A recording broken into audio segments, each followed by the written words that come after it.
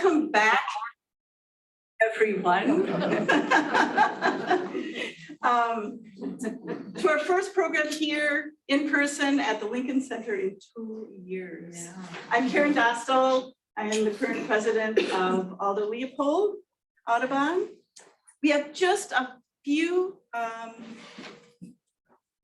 she comes. She got it. Nope, she got it. Thanks, Amber. We have just a few items of business before I introduce our speakers. First of all, fellow ALAS member, Susan Jolin, generously donated that quilt back there on the table, and it's going to be a silent auction this evening. The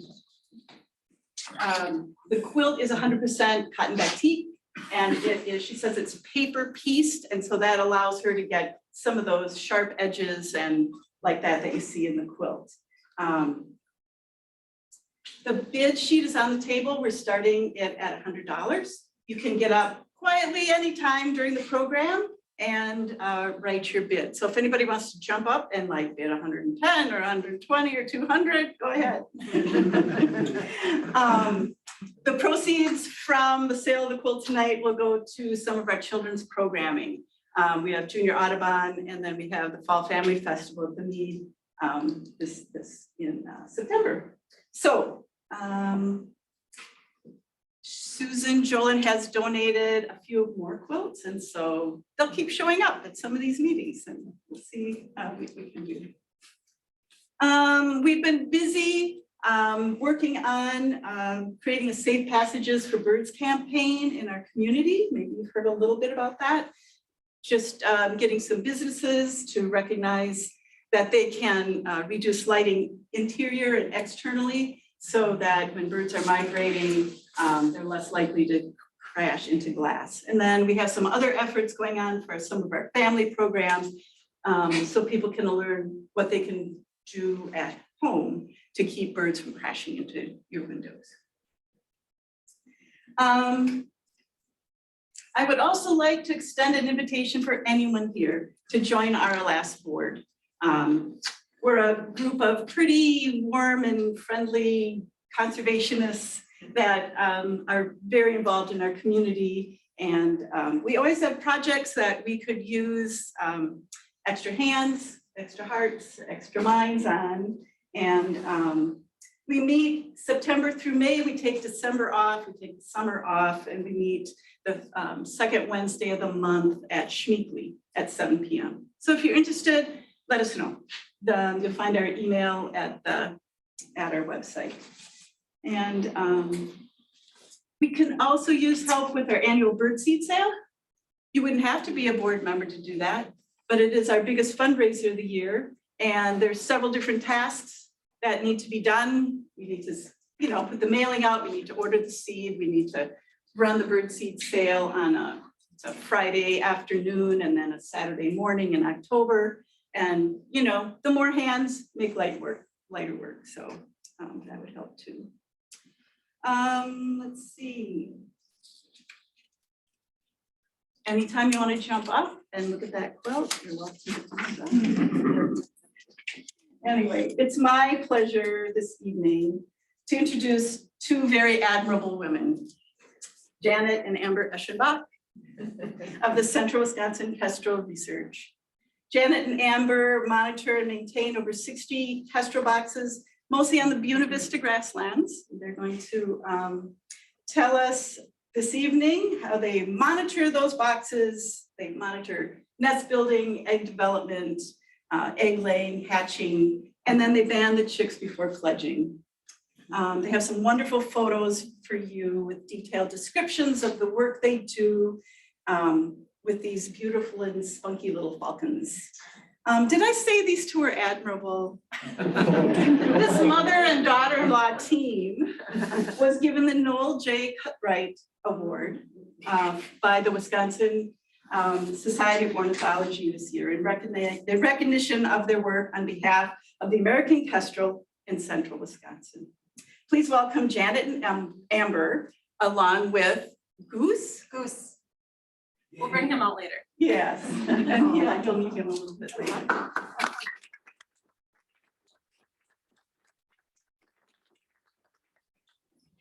Makes sense.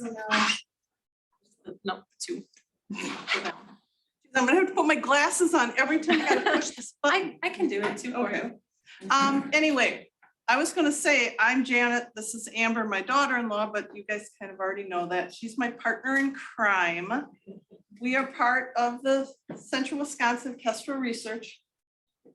It's kind of like the saying, it takes a village, and oh my gosh, it does. Because 2 hands, 4 hands are not enough. You've got to have 6 or even more. You guys probably recognize Jerry and Maureen. They are part of the board here and have helped us immensely. Sally Ellengo is in the back. And then absolutely unbeknownst to us, Brad drove down from Antigo where he is now working with Marge Gibson. So we're kind of all here because maybe Jerry and Maureen are online. If they are, hey. So there we go. So tonight we're going to talk about American kestrels. The scientific name is Falcus bavarius. It means falcon of the sparrows. A lot of people call them sparrow hawks. They're not a hawk, obviously, they're a falcon. They don't eat a lot of sparrows. We really should call them like falcon of the mice because that's what they do. They eat hundreds of mice. They are the smallest kestrel, the smallest falcon in North America. They are the most colorful and they are the most common, although numbers are not as common as they used to be common. I don't know if many of you know this program originally was started by Fran Hammerstrom. I think it was actually in 1967, she realized that there were hardly any kestrels down on the marsh as she was doing her prairie chicken stuff. And so she built 2 boxes, put them up. Immediately they were occupied. So she went, And then she built like 40 more and put them up. And that started the program. And the program ran for 30 years until her death. She frequently had gaboons. I don't know if you've read any of her books and have heard about her gaboons, but they're really unpaid labor. But at the same time, she offered them homes and, you know, the old, you build it, they'll come, and they did. So her work started on the Buena Vista. Our work continues on the Buena Vista. If you're not familiar with it, if you've never been there, please go. No matter what time of the year you go, there's always something new to see. The marsh was originally tamarack swamp, open water. It was drained several times. I think first, like in the 1900s, the draining didn't work real well. They ditched it, and so it's like a network of lines with ditches, and the soil is so nice and black. It looked perfect for crop, but it turns out it's really mostly peat. And so it's not perfect for crops. But it's great for grassland birds. The DNR, this 1,200 acres, I think was a couple of years ago. I imagine it's a little higher now. And the DNR do a 5-year rotation between burning and letting the land lie fallow and cropping, grazing. And then if something doesn't, like not enough grazing has happened, sometimes they'll graze 2 years in a row. And so it's a little flexible, but what it boils down to is it's great for grassland birds. It's great for the harriers. It's great for the kestrels. Prairie chickens. Yeah, it's not bad for prairie chickens either.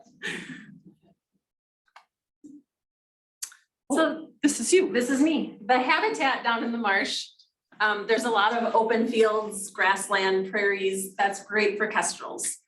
You have an occasional dead tree hanging out in the field. That's perfect. The kestrels will take over like an old woodpecker nest. So if you have, and actually it's kind of hard to see, but in that picture, there's a woodchuck in that tree. That was kind of an interesting thing Janet saw one day. So, but it kind of shows you what it looks like down there, where there's a field with a random tree. And if it's lucky enough to have an old woodpecker hole in it, it would become a kestrel home. People really don't like dead trees hanging out. often, so they get taken down, and kestrels are kind of struggling maybe a little bit because of habitat loss.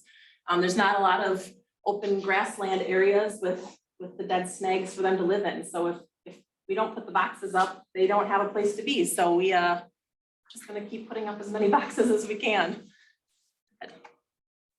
So the things that they eat kind of depends on where they live. Janet mentioned that kestrels live all throughout the US, and depending on where they live kind of depends on what they eat. In our area, they eat a lot of insects. That is one of our pictures of him eating a snake. So that, I mean, they'll eat little snakes, lots of voles. We don't see them eating a lot of birds in our area, but in New York City even, there are kestrels that live there that nest in the rusted out cornices of old buildings, and they love sparrows there. Down in like Arizona, New Mexico, they eat a lot of lizards because that's what is down there. So, you know, when the grasshoppers are out, the dragonflies are out, we see a lot of little kestrel chicks with, you know, dragonfly wings plastered to their faces, and they kind of eat whatever they can get their little talons on. Thanks. We start monitoring really in April. We're kind of down in the marsh poking around, seeing what's going on, depending on the roads. If you've been to the Buena Vista Marsh, the roads are not all so great. So you have to be a little bit careful when you're down there in the spring. Janet and I have gotten stuck before. If you're down there enough, it tends to happen. But we start monitoring mostly with our camera that we put in the box, and that you can see the picture of Janet. It's just on a long pole. It's not very invasive. We just put it in there, check to see if there's a bird in there, if there's eggs in there, if there's a mouse nest we need to clean out, or maybe an eastern screech owl or something else that has taken up residence. The screech owl or any other native bird, we would just leave be, even though that's not our intended audience. They're protected, and so we leave them alone. Starlings we kick out. We're not a starling factory, so we do not encourage that behavior. And then monitoring goes all the way until August, when we know that the last chick has fledged and the birds are starting to gather to head south. So we are down there every week, sometimes twice a week, depending on what's going on. Pretty much from May to August. And that includes our area in the Buena Vista, as well as the Madison Audubon has an area that we help take care of also, which I'll get to in a minute here. Ready? Yep. So again, if you've been to the Buena Vista grasslands, there is so much to look at and see. We do pretty often see whooping cranes, which, you know, is not what we're down there for, but how can you not stop and appreciate a whooping crane when you see one? Last year, we were lucky enough to see that little badger. Drove by and she was out of her hole with her kits. Are they kits? I guess I don't know. And snapped a picture and went on our way, but that was kind of neat to see. I mentioned other critters living in our boxes. Sometimes we get squirrels, and if you clean out a nest of squirrels, one might end up in your shirt. Janet. Janet is very calm on the ladder. When the squirrel went up her, well, it started on her foot, and she kind of came down the ladder and it climbed up her leg, and then it was up in her shirt by the time she got off the ladder. But if I see something coming out of that nest box, I'm on the ground faster than, I don't do well on the ladder. Janet's much calmer. So if anybody's interested in helping out, if you are comfortable on a ladder, that is a bonus. But there is so much to see when we're doing Kestrel research.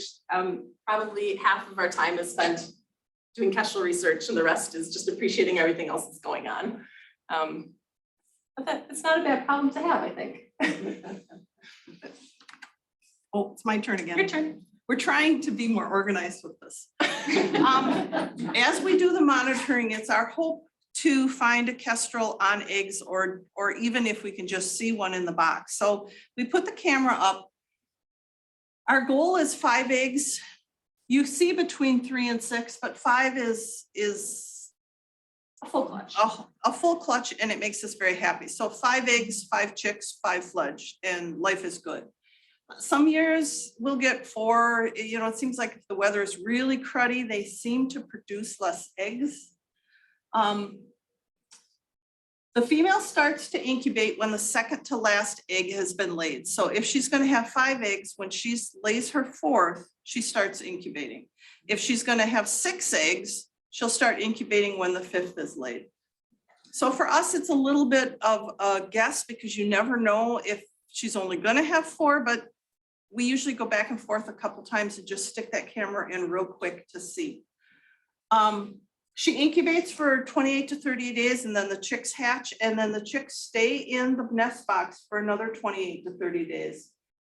Dad helps. Oh, that's the next slide. Forget that. Yeah.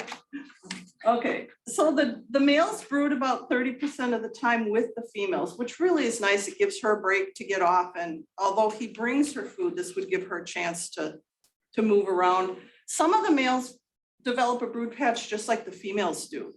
And we put that picture up specifically because it seems like there's a lot of people that have never actually seen a brood patch.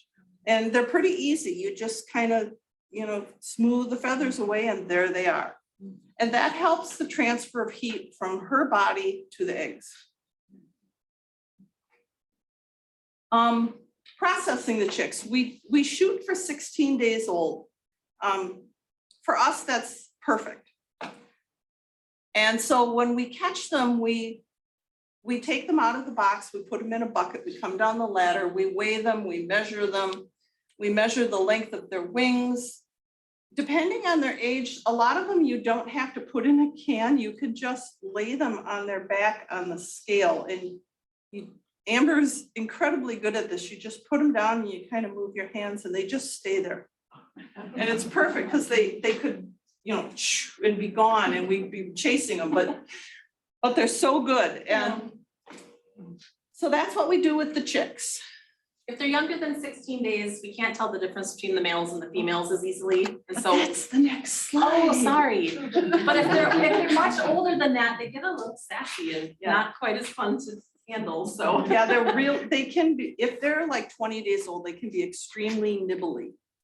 But this is showing, these are actually probably about 18 days old, but you can see the difference between the male and the female. It's very, very obvious. The males have gray wings, the females have brown. In a couple slides from here, you'll see a male and female kestrel and you can see their tails. These guys have these little tiny nubs of a tail, so it's pretty hard at this age to tell them male from female looking at their tail. But the wings are a dead giveaway. All right, so when we process adults, we pretty much do the same thing we do with the chicks. The very first thing we do with an adult is put a band on that bird, because if something happens and it gets away, at least it has a band on it. So first we put the band on, we weigh it. That picture, we're checking a little fat patch that they have kind of in their wing pit. I don't know what the technical term is for that, but I can look that up. They have a little fat patch and it helps us gauge the health of the bird. It goes on a scale between 0 and 7. 7 is a fat, good, healthy bird. 0 is no fat, which, we don't like to see that. We want to see everybody a little fat and happy. And we check their tails and we check their wings for molt. You can see in that picture, there's 2 new feathers growing in.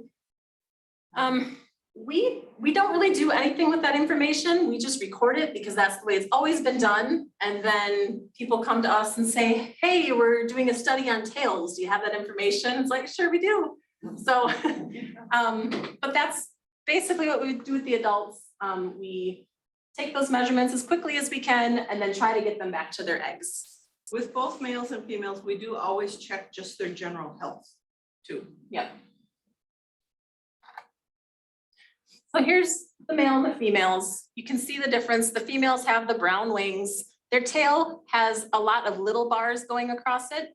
And on the male's tail, you can see it has that one big dark black band at the end. So if a bird is flying off of a telephone wire where you commonly see them, it's sometimes if you catch their tail against the sunlight, it's an easy way to tell if it's male or female. They're pretty small, so it's hard to get a good look sometimes. And if the sun isn't just right, you can't tell if the wings are gray or brown.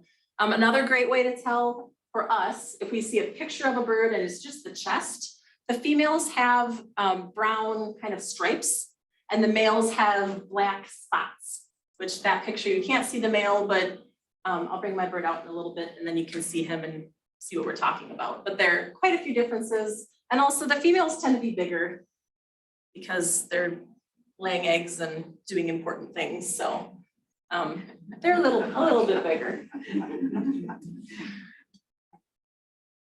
So this is how we catch the birds.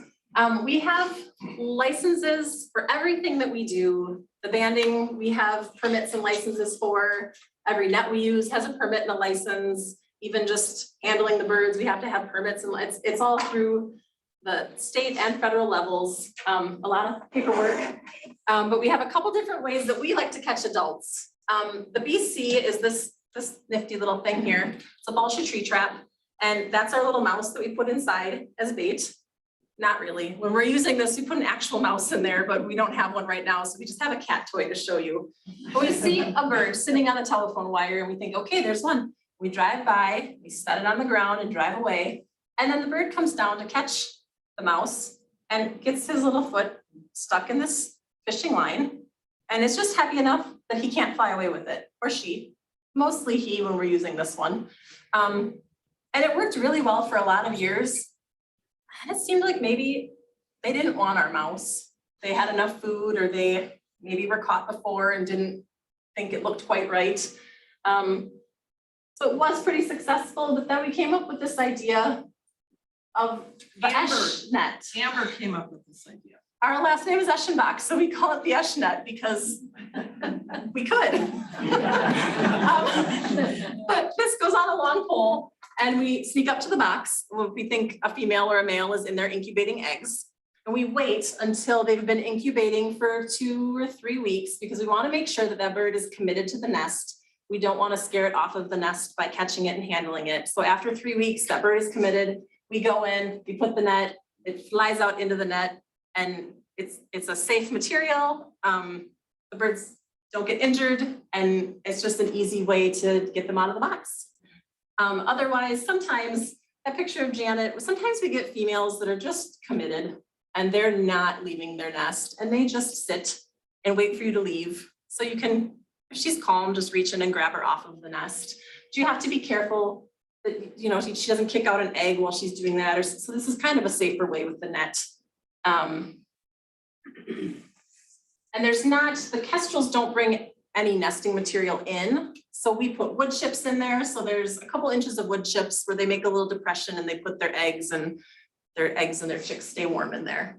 But so that's, The first year before we used this, I think we caught like 6, maybe 6 adults for the whole year. And then Amber came up with this, Jean Jacobs and my husband Dave and me kind of all worked with it. Amber tried it. The first year we caught like 24. It was just a huge, huge difference. And when you band the chicks, it's really great. You band all the chicks that you can, but then if you never catch the adults, you're not getting any information about where those chicks went, or how long the birds are living, or what mates they're coming back to, or what boxes they're using again. So catching the adults is really where we get a lot of our really good information. So it's been kind of great to have that tool to catch adults safely and just get all that good info. So these are some kind of nice pictures that people have taken of boxes. So that snake, I don't know that we see a lot of snake predation in our area, but other parts of the country where, you know, that would be a problem. Little weasels, raccoons, I think sometimes get into the boxes. We don't have cameras on our boxes, so we don't know if a nest fails or the chicks disappear or something happens. We don't know why. We can just speculate and kind of use the information that we have. But predation is definitely an issue for some of the kestrels. Other things like this year we're running into, I'm sure you guys have heard about the highly pathogenic avian influenza. That's something we're definitely aware of. We are talking with banders around the country and different rehabbers and doing some sanitization protocol to make sure that we're sanitizing all of our equipment in between each box. We are going to have, so you guys know, we have a Audubon Society field trip coming up in June. It is June 11th at 9 a.m. We're going to meet down in the marsh. You do have to be registered. So if you're interested in coming along and banding birds with us, you have to register online. There's going to be limited spots, and we won't be allowing you to hold the chicks as things are right now, just to kind of try to keep them safe. And if you have ducks or chickens or some of those waterfowl that are highly contagious, we would ask that you don't come along because that can help spread the avian flu. So we're just trying to take some steps to minimize the effect that that might have on our kestrel population. So it does affect raptors, and we're not so worried about us getting it, but we want our birds to be healthy. So that answers a couple questions that you might have on that. But we will keep evaluating how things are going, and if we get to the June field trip and the avian flu is gone, then we'll let everybody hold chicks and everything will be great. But right now, we're gonna say probably not, just to keep the birds happy and healthy. So. Okay. This is the hard part. I have lots of like cards to cheat if I need to. Most of you maybe do or don't know that kestrel numbers are declining. They aren't 100% sure why. Initially, they thought everything from insecticides, pesticides, rodenticides, maybe it's urban sprawl, maybe it's the increase in Cooper's hawks. So researchers dove into all of those things and they looked at all of them and could not find anything that looked like it was the one thing causing the decline, and maybe not even one of the top two. So more and more they're looking at what's happening on the wintering grounds, because that's one thing we have no control over, and it's one thing we can't really watch. So between migrating and whether it's climate change, extreme weather, some of these horrific ice storms and that kind of thing, it could turn out to be something like that. In New England, the numbers have dropped as much as 90%. And I know that in New Jersey, they ended up putting them on the special concern list for the state. It's not very good on the East Coast. It's much better as you come across the US. Our decline. We were kind of smart alecky in saying, oh, our numbers are about the same. Everything's looking fine. 2012, it was a spectacular year. We had tons of occupied nests. We had 125 chicks. I mean, that's the highest we had ever had. It was the earliest laying date. In fact, it was so early that we had double clutches, unheard of. We've never had double clutches before. It was just the perfect year.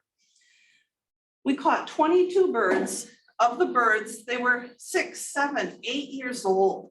And we'd catch a banded bird and we'd go back in our bird book and, you know, when did we band this one? It's like, oh my God, they're 8 years old and they're at the same box. And then we'd start digging through and it's been at box 18 year after year after year after year. It's just wonderful information. Then 2013 came. Cold, wet, latest season ever, only 89 chicks. Less eggs per nest, but this was the biggest thing. Every time we would catch an adult, we'd go, oh, she's not banded. So we'd band her and, you know, let her go. And then the next one we'd catch, oh, she's not banded. And at this point, like 54% of the birds we grabbed, adults, were banded. This one, it was down to like 12. It was just, where are they? Why, you know, why didn't they come back? If they were alive, I believe in my heart they would have, just because they came back year after year after year. So the one downside to this research is we end up with more questions than we do answers. And this is a big question. What happened? I just don't know. We are still not back to this number. We're not much higher than this number still. But we are getting more pairs. Like last year, we had a fairly decent number of pairs, but they tended to have 4 eggs per nest, and they don't add up very quick when you've only got 4. So I don't know. You know, we're just hoping that each year gets better. So the study, when we took it over, there were some things that the guy before us, there was a a little couple year block between when Fran Hammerstrom died and when I started. But one of the things we look at is recoveries. And basically a recovery is a dead bird that's been recovered. Our birds are often found in Mississippi, Missouri, Arkansas, northern Louisiana. I think there was one from Iowa. And those are usually dead birds. Somebody's out walking the dog. They find it by the side of the road. They've been hit by a car. They're small enough that they can poof into the ditch and you never see them. And so there's a lot of ones that we don't know. Well, that was a good loss of thought. Anyway, because of where we catch them, it's almost straight south from Wisconsin.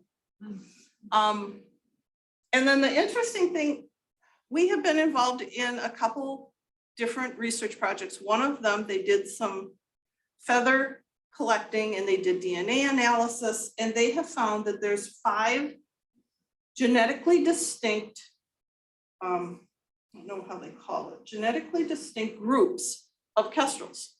And one of them is Florida, which you maybe would kind of expect because they don't migrate. One of them is Texas, they tend to not migrate. One is Alaska, they actually do. And then there's the East Coast and the West Coast. So you'd think, okay, our recoveries are going to Mississippi, Missouri, Arkansas, northern Louisiana, they're awfully close to Texas. So are our birds going to be most genetically like Texas birds? What do you guys think? They're the most like the East Coast.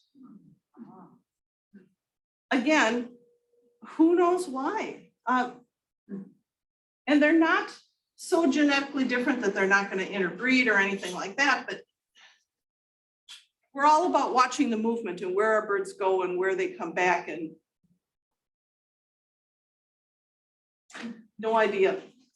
I wouldn't have thought that. Recoveries or recaps.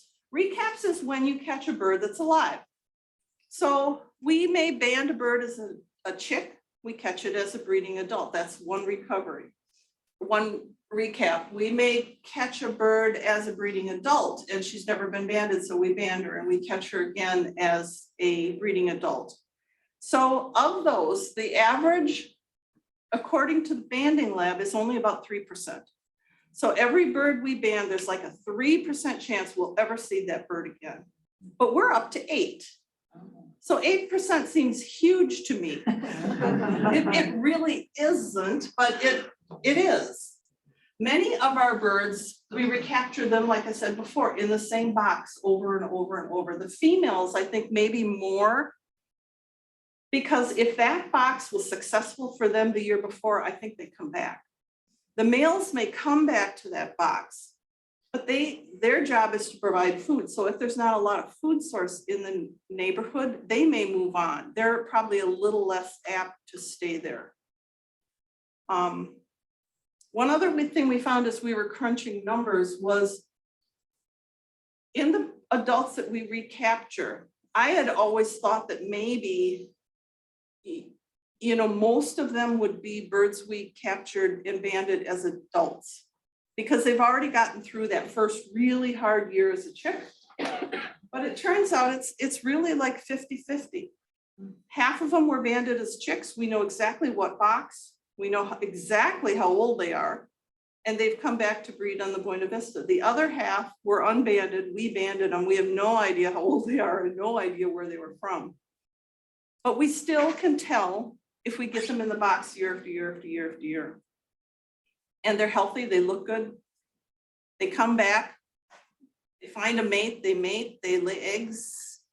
That part of the Buena Vista is working. It's just why they're not coming back that's so hard.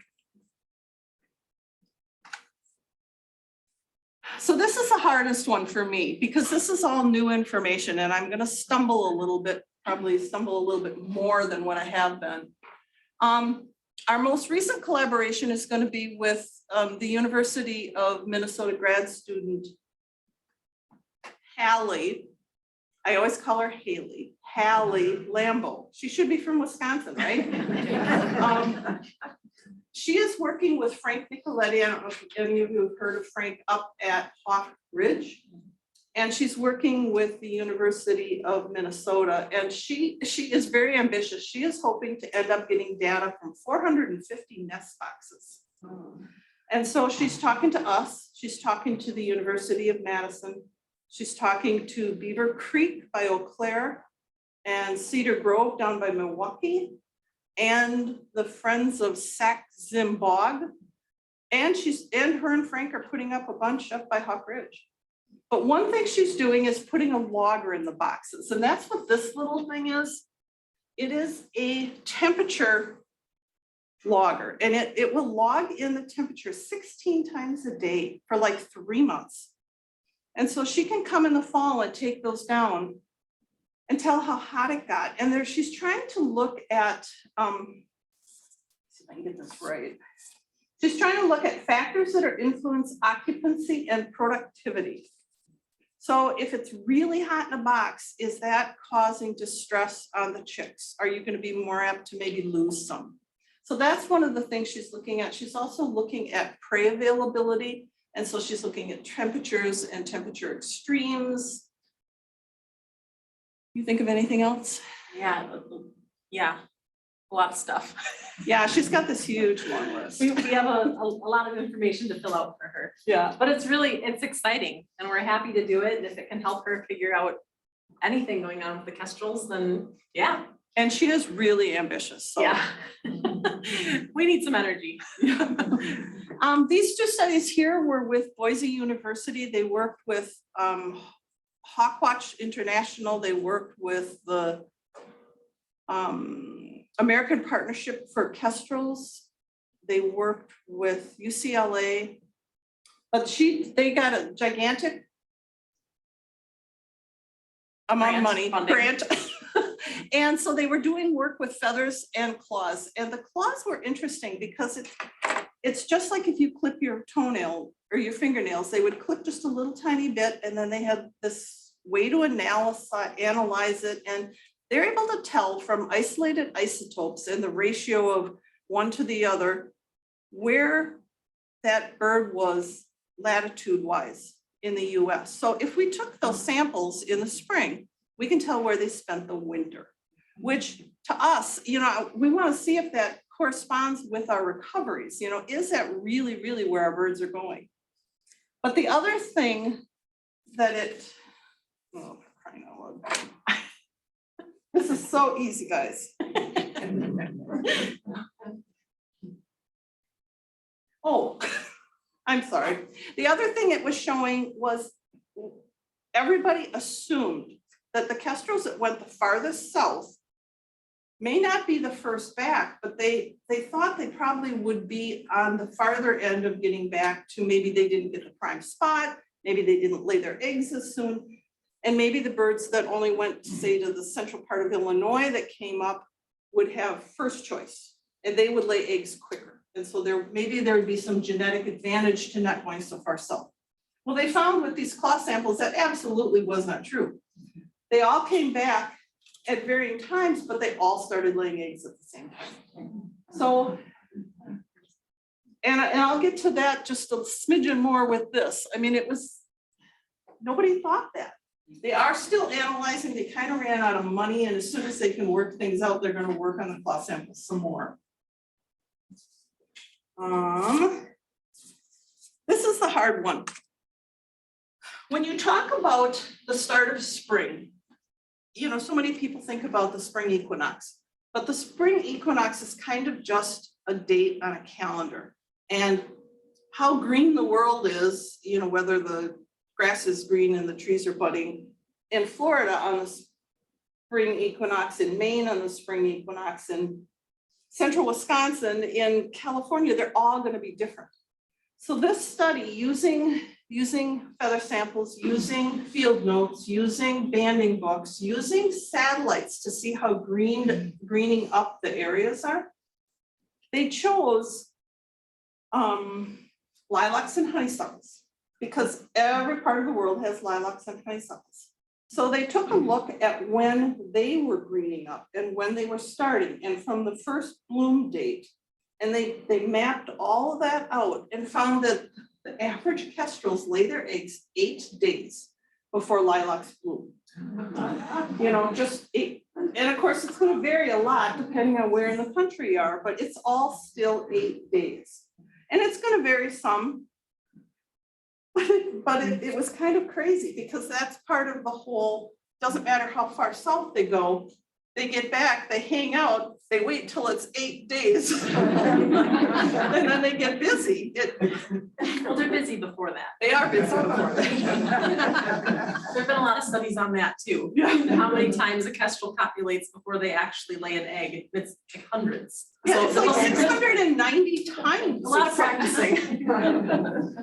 So anyway, there are reasons for that being valuable. They have found that they really have a very narrow window.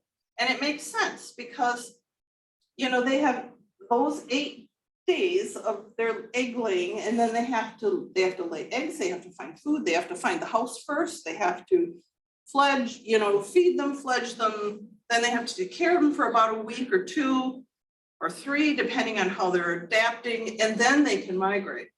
So it's not a huge window.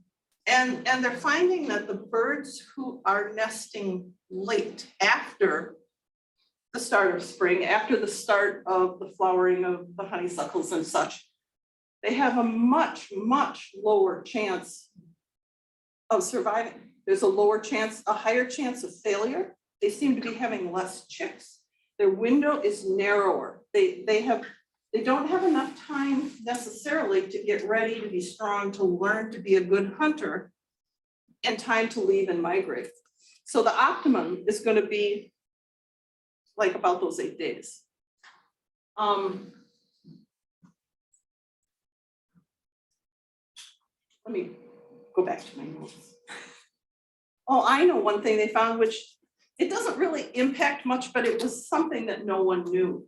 They found that if they start later, it's almost like they know that they have to do something different. And so they started, the males have been observed frequently that when we go back to they start incubating when the 4th egg is laid. If they nest late, they start incubating early. Like as soon as she lays an egg, the male is in there. And that little bit of extra incubation seems to be enough to tip the scale that the embryos start developing. So he starts when the first one's laid, he's still helping when the second one laid, she's getting on board with it, she's in there too. Pretty soon when the chicks hatch, they're like owls, they're all different sizes. Instead of all being about the same age, which is what we've run into for years, they're all different ages. Well, all different ages mean they have all different food requirements. So he doesn't have to feed 5 starving babies all at once. He'll feed 1, and then a couple days later, he's got another one. And, you know, is that going to help them cope with that narrow window? It sure might. Yeah, I just don't know. More questions. They did also find in that study that the Western population, and I'm assuming I'm not even close to a weather watcher, but it must have something to do with the mountain ranges, because the land just on the other side of the mountains, like, you know, Idaho and their springs are coming sooner. Their lilacs are blooming earlier. And this year the eggs were laid a month earlier than normal. A whole month. And so you talk about those windows again. I mean, that might be huge for them, but it also could be detrimental, because what if the mice haven't hatched yet? Haven't been born yet? You know, the insects aren't out yet. You know, it's gonna affect everything. Keep watching. Yeah, more questions and answers for some of these. Oh, that might be all that I've got on these 4 cards. The only other thing that this study also said is they found that some birds are extremely sensitive to these climate-driven changes, and some aren't. They're, you know, I think it's gonna depend on what they eat mostly. Like the not seeing bluebirds, all of the swallows and purple martins and all of those are the birds that aren't gonna do well to this narrow window. Okay, I'm done. We had the last few years have been working with Goose Pond near Madison. This year will be our 7th year working with them. They have put up over 225 Kestrel boxes in the last few years. They have 66 volunteers that help them monitor these Kestrel boxes, kind of like the bluebird monitoring we have here. They have that with their Kestrel boxes. And if you have over 200 boxes, you need a lot of help. We have 50 to 60 boxes and We need a lot of. we need a lot of help.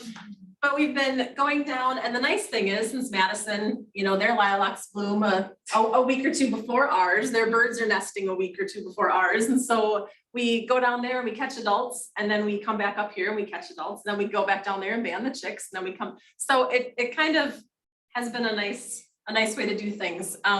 But Janet and I have been going down, and we have our banding license, so we've been helping them band the chicks to get some of that good information. Last year they added Kurt, his last name, Kurt Reed. He's a bander down in the area, and he's helping band a portion. And then Brand Smith, who is a huge part of the Kestrel program down there. He's working on getting his banding license so he can start banding. And Brad Strike, who Brad Zinda, sorry, the Z got me. Brad Zinda, I don't know where his Drake came from. Most of you probably know and love Brad. He is down in Madison right now, and he's working with the Kestrel program, and he's working on getting his banding license so he can help band some of those 200 boxes of Kestrels. So Madison is just doing some really big, great things down there, and we're excited to help them out and be part of that and just get more information. So real quick, people always ask, you know, what can we do to help?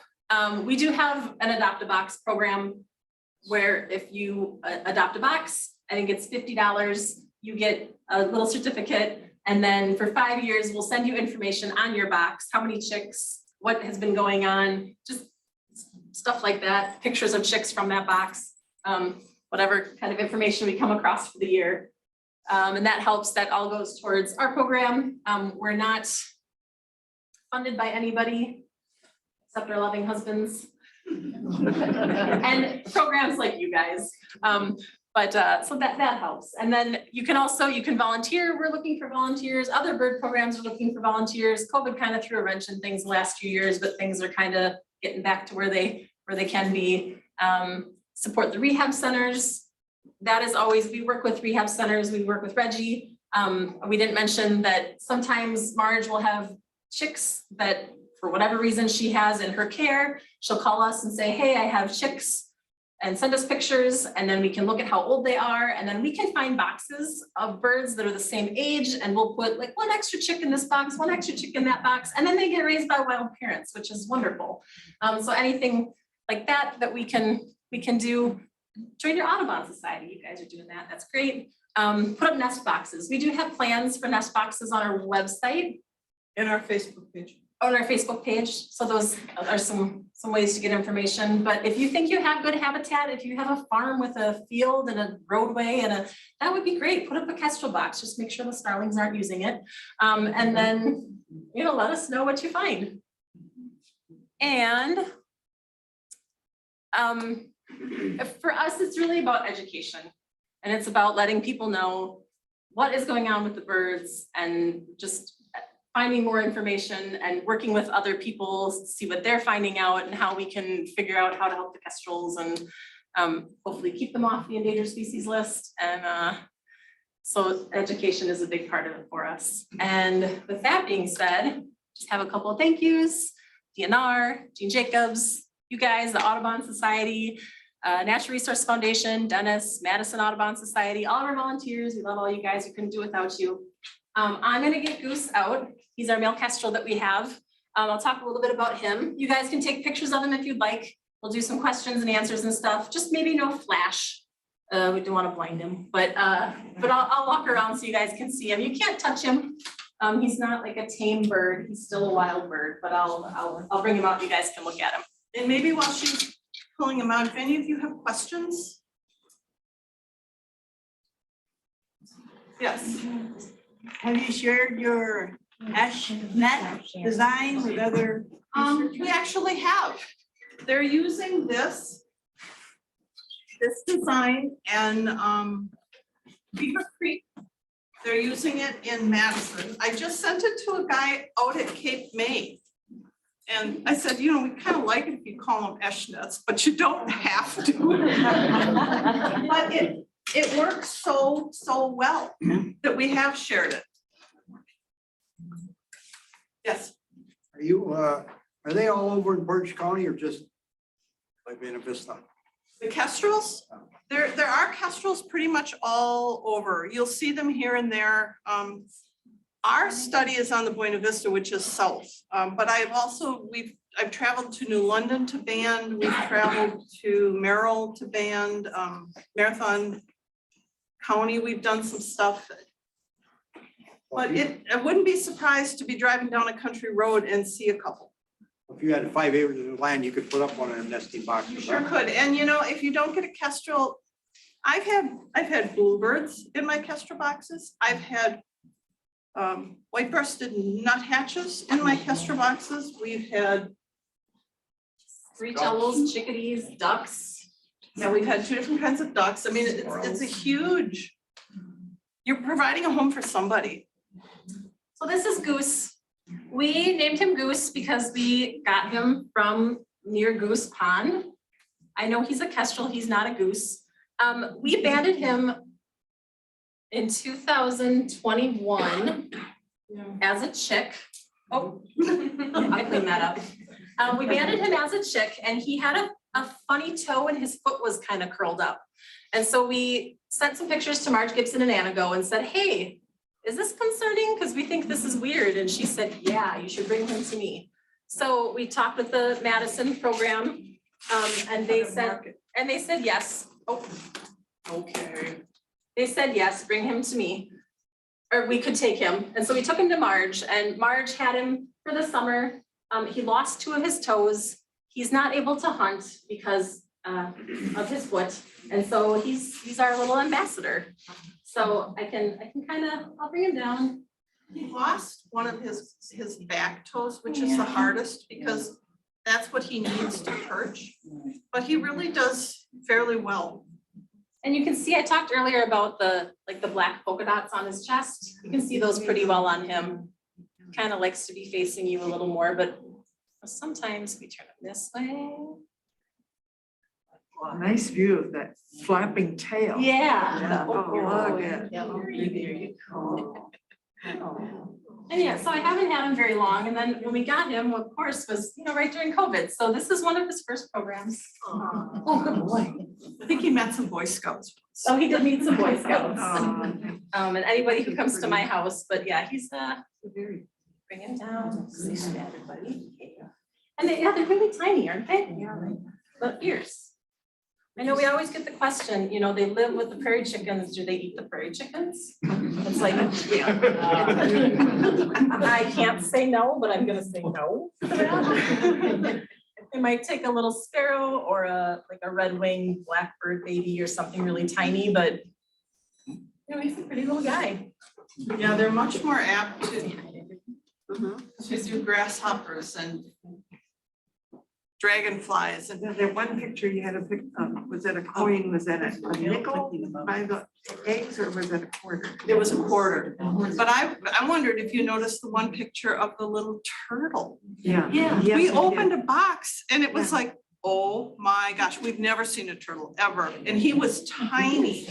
And he was Looks familiar. like dug in from one side. So somebody had turtle supper. But I can't imagine that happens real often. So someone asked about his tail flicking. The inside one or the outside? The inside one. on the outside. You know, because he's missing some toes, he has troubles with balance. That's kind of a balance thing for him. And it's just kind of a common Kestrel behavior, the tail flick, the head bob. It's just what Kestrels do. How's that go? Yeah. Do kestrels ever end up with the same mate? Yes. Yeah. Not often. I think in the and we don't always catch the males. The males are very hard to catch. So we very frequently know every box that we have, who the female is that's in there. Males, not so much, but there was a year that we caught the same male and female in the same box 2 years in a row. And so it does happen. They say that they're not so extremely long-lived that they can take the chance that their mate will never come back. Because they might not, and then they wait and wait and wait, and all the good girls are gone. I think what the oldest living kestrel in the wild was 11 years old. And the oldest living kestrel in captivity was 14 or 15 years old. So There are So, yeah. some that they say are older, but they're undocumented, so. But it's in that vicinity. You know, copy of their song, what they say, Oh. when they whistle or sing, when they. Can you do it? I cannot do it. I cannot do it. It's like a, I would say, yeah, go to, like it's a, Brad's kind of. Brad, can you do it? Yeah, no. Yeah, like that. Hey. Yeah. If you go to the Cornell Facebook page and type in Kestrel, you get some Merlin. wonderful. Should have the Merlin app, but Yeah. I didn't bring my phone. Yeah. Yeah. Anyone online have a question? You can actually unmute yourself and ask a question, Ann or Larry. Is that, Larry, yeah, is that Mark? Brad, I think Brad's in the. He was, it looks like he's not there anymore, but Brad was he was there. online. Did he hear me call him the wrong name? That's why you're Yeah, no, it just snowed, he's not here anymore, but. I'm out of here. But Brad, we all know him well. Sorry, Brad. There are lots of people now who are putting trail cameras up, and they're hearing many more vocalizations. You had asked about that, where you can hear the male calling her, and he's calling her and getting closer and closer and closer. And she'll come out and he'll bring her a snake, and he'll hand her a snake, and then he'll leave. But they often meet like on the roof.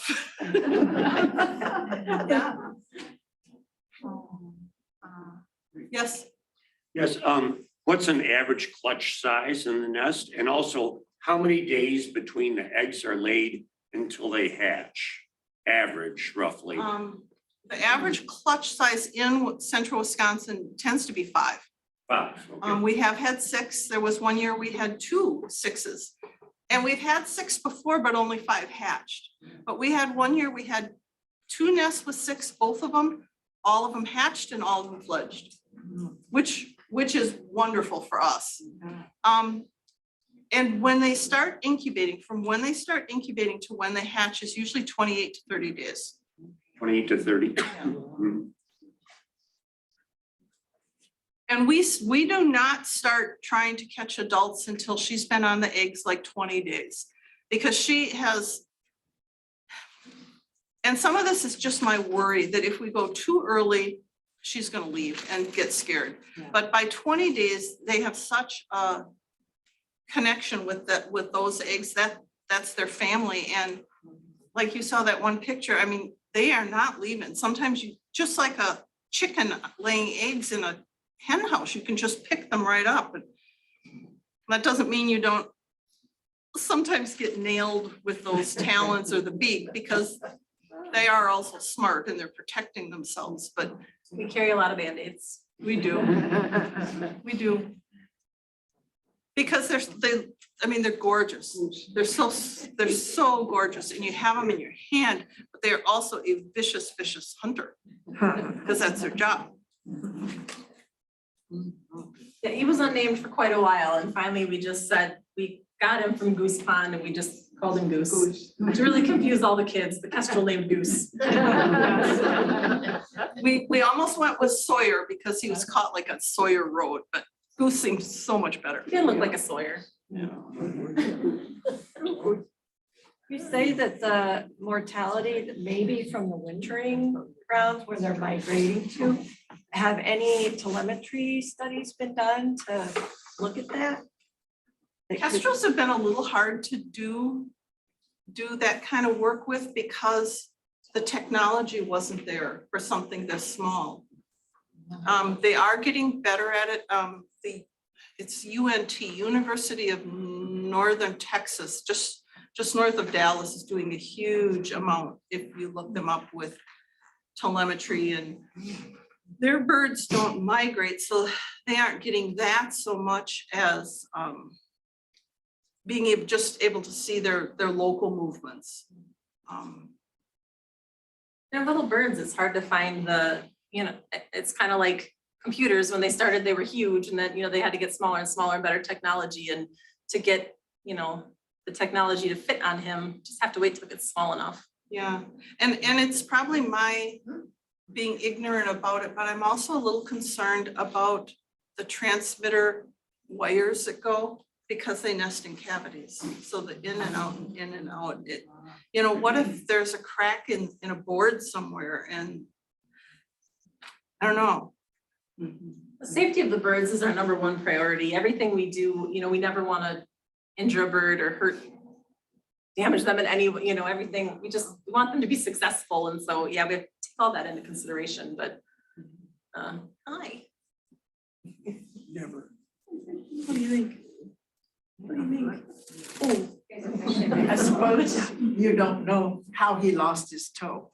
No, the other birds in his box were totally healthy and looked great. He just we've got pictures of it, but it was all just curled up, and one toe was black.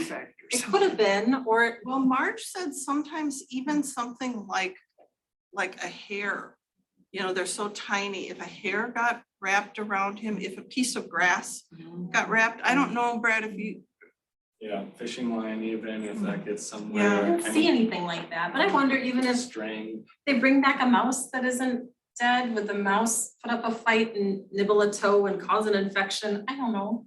I don't know. It could have been anything, but we don't know. We don't see things like that commonly in our boxes. So it was No. kind of what do we do with this? we had one who had a kind of a cloudy eye one year, and her weight was great, so we weren't concerned about her. We caught her the next year, and it's like, oh, same bird, oh, look, same box, but she had a cloudy eye. So we quick look, and know her eye is fine. So who knows? Did you have a? Yes, I was wondering, you said you're concerned about the avian flu, and I'm wondering what you're doing about, you said you sanitize the boxes. Do you do that in the fall? We clean the boxes out in the fall. There's been studies on box cleanliness also, and some studies have showed that maybe a dirty box is a successful box. And a Kestrel will come back to that because, hey, this has been used and it's dirty and I love it. We do clean our boxes in the fall. I feel that way about my house. And then we always have sanitized our hands in between every box, just in case, because you never know what's going on out in those wild populations. This year will be a little, I think we're gonna have multiple buckets and make sure we're cleaning buckets in between, and we're gonna clean all of our instruments that we use. And yeah, we're gonna sanitize as much as we can, and really. I just got a recipe for a bird safe sanitizing spray that we could spray on the net in between boxes. So we're gonna do everything we can.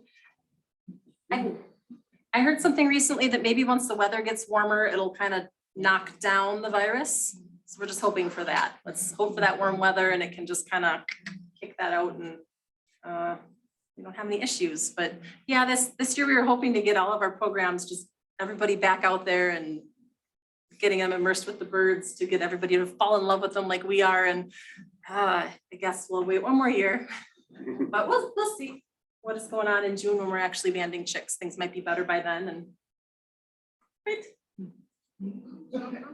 Yes. Well, I keep focusing on, you said that on the East Coast there's a 95% loss of, I can't hear you. on the East Coast, a 95% loss of the Kestrel population. You said that there was a 95% loss. Has there been any studies that you are aware of in which they looked at just the human, like I used to live out east like 20, 30 years ago, I don't even know. Lose count. And then I took my kids up there years ago, and the human population exploded. then encroachment upon land and all that stuff. And with the introduction of alien plant species and how that affects insect population and all that, has there been any sort of study to say if the food source is reducing or decreasing in such a way that's impacting these kestrel populations? I haven't read anything. I know that some of the biggest kestrel researchers are from the East Coast, and I don't know, I could go back and double check, but I haven't seen anything, and I would think if anybody's gonna put it out, they would. Yeah, I'm just kind of curious about that. They even went so far, one guy said, could it be that after the kestrel boxes have been around a while, they don't want them for some reason? So he replaced every single box that he had out there, and it made no difference. I mean, so I think that's a piece of the puzzle, habitat loss. They like grasslands and fields and the snags, and people cut those down, and there's not anywhere for them to live. And yeah, the people are building all their houses out in those fields that used to be kestrel They're bringing habitat. all these alien plant species in that alters the For insect sure, population. nobody wants the bugs in their yard. It's Yeah, you wonder how Don't that get me started. all connected. Yeah, and that's, they haven't pinpointed one thing, and right now it's just a lot of possibilities, and that's definitely one of them. You have to eat those grasshoppers, but we're spraying everything and planting trees that don't host the grasshoppers and the caterpillars, and I think a lot of bird species are declining from the insect loss. and they're not a very big bird, No. so they are pretty susceptible. Well, that was one thing Hallie was looking at. Are the birds that are eating other birds more affected by this than the birds that eat grasshoppers? Or, like the different levels of the food that the birds are eating, and how, the kestrels are being affected by what they eat. And yeah, if we're killing all the insects, then the birds who eat the insects aren't going to thrive. You let your bird out at all? We let him out? You let him out? No. It's just a house bird all the time. He spends the winter in my heated garage. And then in the summertime, he's got a cage that's outside, but it's predator proof. And there's spots that he can sit in the sun, but if it's raining, he can be under the awning. And he gets to be outside, but he's still protected. How old age? He's like one. Yeah. 1.5. 1.5, I guess. You raise mice for him? You raise the mice for him? No, I buy mice for him, and we have a couple people that we know have. Not on me. Donna has never used poison at her house, and she traps mice at her house, and Goose gets to eat those. But we have to be really careful taking like donations from the public, because if your neighbor poisons their mice and then you catch that mouse, and then, I mean, that would be detrimental to him. So Janet and Donna both they've been on their homesteads forever, and they know that they don't use poison, and so their mice are safe. And But Janet and Donna both had lots and lots of mice until they had an ermine. Yeah. And all of a sudden I had no mice and Donna had no mice. Last year, Yeah. yeah, I only had a few, Yeah. and this year a little more, but we know that. Do you only feed him mice, or do you have like No, he gets Mediterranean mice. kestrel chow or something? Mice and birds. He gets whole prey, so he gets mice or like day-old chicks or pheasant chicks, things like that. We order from there, believe it or not, there's like companies that raise for reptiles and snakes and falcons. So I buy he gets most of his food from there. And then there's like a mineral powder that you put on it to make sure that he's getting some of those things that he would be getting from the fresh caught, there's a lot that goes into it. Does he eat mealworms? He does not love mealworms. We had another kestrel who was imprinted on people and loved people, and you could like hand feed her grasshoppers and mealworms, and he doesn't love insects as much. We've tried that, and I'll put mealworms on his plate and they just sit there. Doesn't think those are good food, I guess. When he eats a mouse, does he gulp the whole thing at once, or just part of the mouse? No, he takes part of it. He rips off pieces of it, and yeah, it's pretty messy. I couldn't imagine him taking the whole mouse at once. No, not like an owl that gulps Yeah. down the whole thing. He eats, but he'll eat pieces of it, and then they do cough up pellets with Right. the hair and the things they don't digest. So there's Does he eat 2 mice a day? Yeah, he eats about 2 mice a day. It depends how big they are, but a mouse or two. So you figure a mom and a dad mouse and, or a mom and dad kestrel and 5 chicks. If they can feed them all mice, how many mice they're gonna eat in one season? Yeah, every farmer should have a kestrel house on their farm to help with the mice, you know? Yeah. Well, when we had a pet snake, we would do a cervical dislocation. In other words, Mhm. is that what you do with this guy? Or does he catch a live crawling Oh, around mouse? No, they're frozen. Frozen, okay. Yeah, I wouldn't want him to get injured trying to do anything with the live, so they're all frozen. And then, you just thaw the 1 or 2 that you need for the day and then. And we raise our own mice. Yeah, we looked into that, but we've got. Free range? We've got. I've got 2 kids and I didn't know if my husband might disown me if I had a mouse tank in my basement also, so we're gonna stay away from the mice for now, Okay. but it was an option to have our own little mouse farm. Mhm. My husband says no. Yeah. Yes. Do kestrels have a prominent sense of smell compared with other birds? No, sense of smell, that's a great question, and we always get that on our field trips when we're handling the chicks and the birds.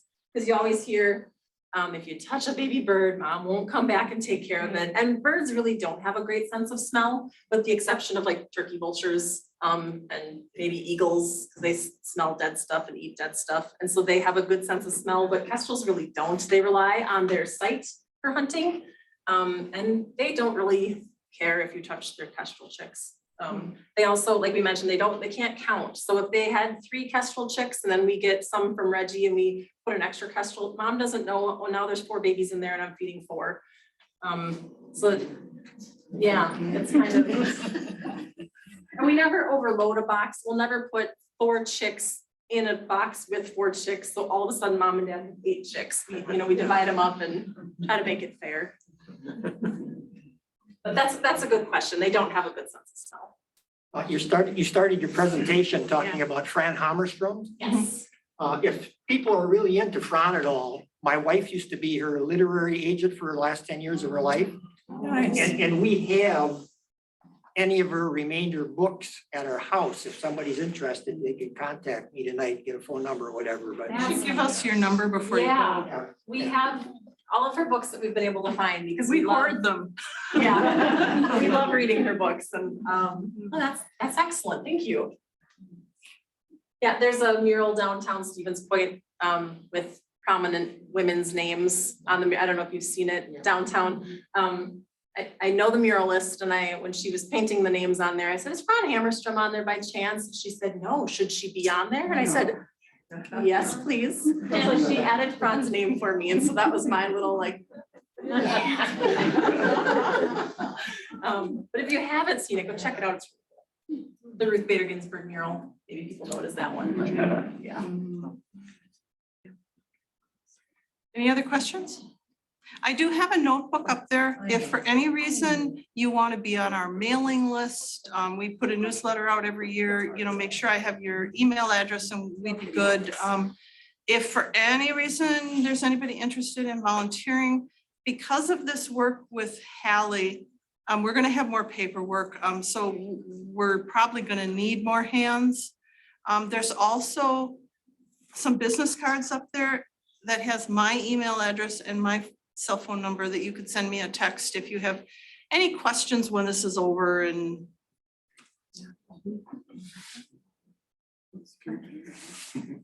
Again, Making messes. That means he's I have comfortable. markers.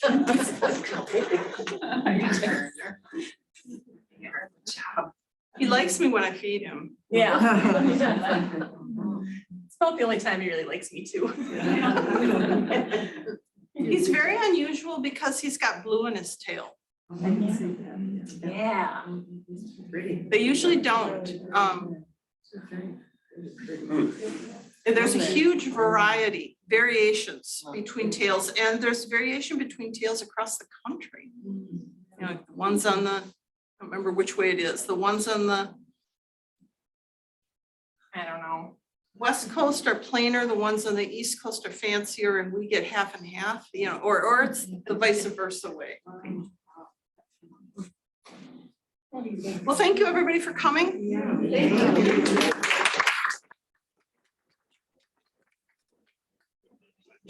Thanks for those who joined online. I appreciate it. We're gonna end the recording.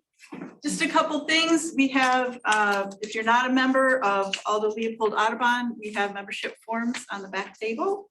And upcoming field trips, Wednesday, May 18th, we have Damsels and Dragons of Wisconsin with Dan Jackson on damselflies and dragonflies. And then field trips coming up. The Erickson Natural Area is going to be May 7th. And I don't have all the details. You can find them on our website under events at aldoleopoldaudubon.org. What's Up on the Bluff, led by